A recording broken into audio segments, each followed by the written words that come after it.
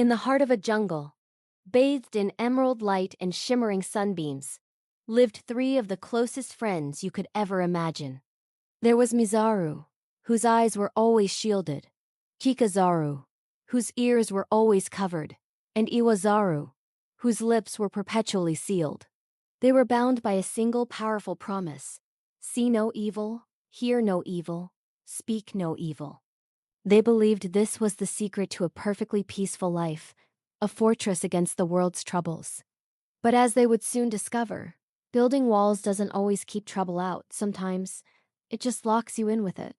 One morning, the jungle awoke with a whisper of magic. The sky was painted with a magnificent, arching rainbow, a rare double arc of pure color. All the animals gasped in awe, but Mizaru, behind his dark sunglasses, saw only darkness. He missed the breathtaking spectacle his friends so desperately wished he could share. Later that day, a wise old toucan, perched on a branch, called down with a generous tip about a hidden grove overflowing with the juiciest, sweetest mangoes. Hey down there!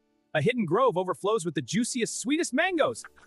Follow me, and I'll show you the way.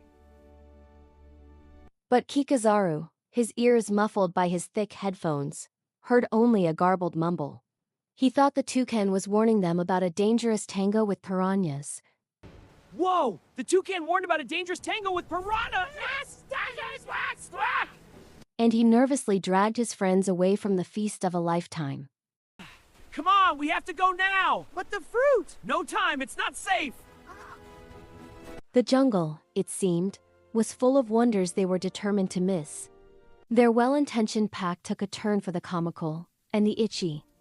Iwazaru, ever observant, noticed a glistening trail of fire ants marching straight toward a sleeping Mizaru in his dark sunglasses. He opened his mouth to shout a warning, to scream, to do anything, but his promise held him silent. Warning! I have to scream! But my promise holds me silent. He could only wave his arms frantically, a silent dance of panic that Mizaru, deep in his sightless slumber, completely missed. A moment later, Mizaru shot up with a yelp, performing a chaotic scratching jig as the ants explored their new, furry playground. Iwazaru could only watch, his heart sinking with the weight of his unspoken words. Their code wasn't creating harmony. It was composing a symphony of chaos. The true test of their philosophy arrived in a flurry of green feathers and mischievous squawks. A cheeky parrot named Pip, the jungle's most notorious prankster, swooped down and snatched their entire bunch of bananas, their dinner for the night. Ha! Your bananas are mine! So long, slowpokes! Mizaru, unable to see the thief, just felt a sudden whoosh of air. Kikazaru, unable to hear Pip's taunting laughter, thought a strong wind had blown their food away.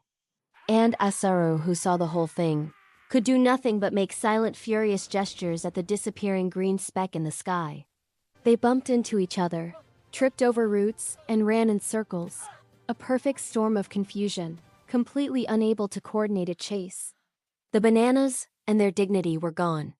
That evening, beneath the gentle glow of the moon, a quiet understanding settled over them. They were hungry, itchy, and utterly defeated. They looked at each other, and for the first time, truly saw the flaw in their plan.